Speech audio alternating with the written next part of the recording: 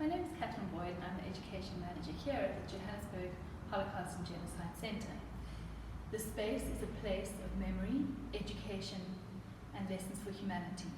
Our permanent exhibition is full of fascinating objects and artifacts that we use to teach about genocide in the 20th century, as well as warn against the dangers of apathy and indifference. So today we're going to look at one such object that we have here in this cabinet. This is a small copper disc with the words Swakopmund Pass embossed on its surface.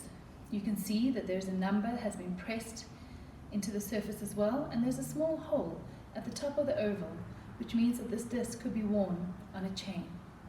It might be a small object, but it can tell us a lot about colonial concepts of race and eugenics, about othering and dehumanization, as well as about war and genocide.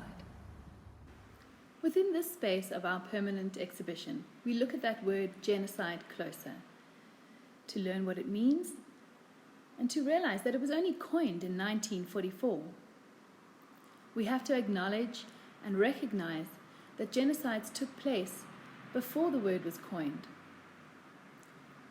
We learn about the Holocaust and the unprecedented atrocities against the Jews that moved British Prime Minister Winston Churchill to say, "We are in the presence of a crime without a name." And it was this statement that motivated Raphael Lemkin, a Polish lawyer, to continue his search for a word that would describe these crimes. And so in 1944, he coined the word genocide.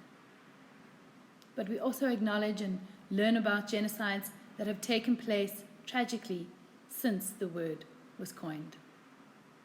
But today, we're going to look at the genocide that took place right at the beginning of the 20th century, the genocide of the Nama and Herero.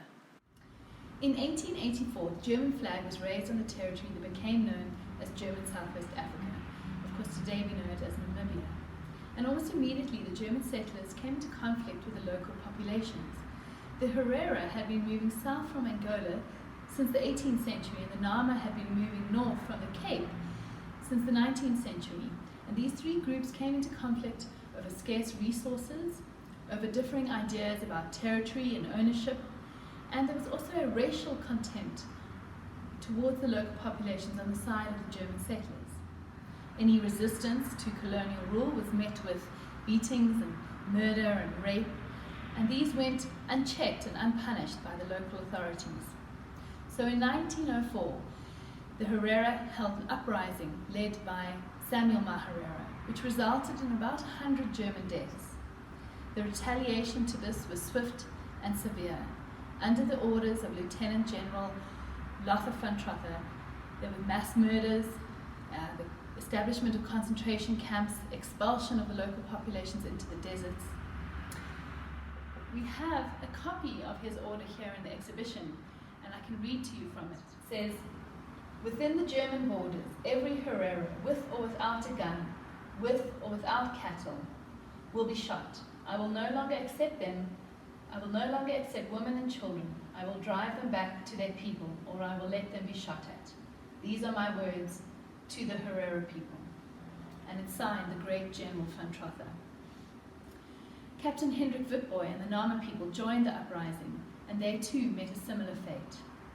This photograph is a picture of the concentration camp that was established on Shark Island, a small island off the coast of Lüderitz.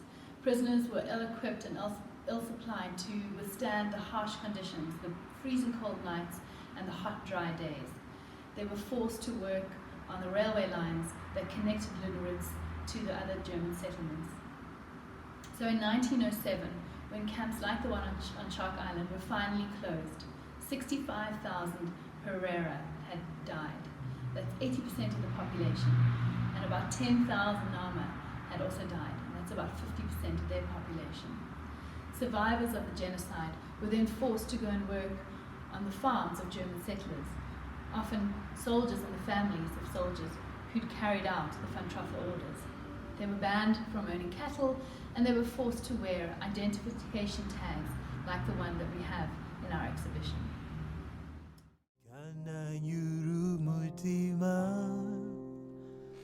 kwibumbira hamwe turabavandimwe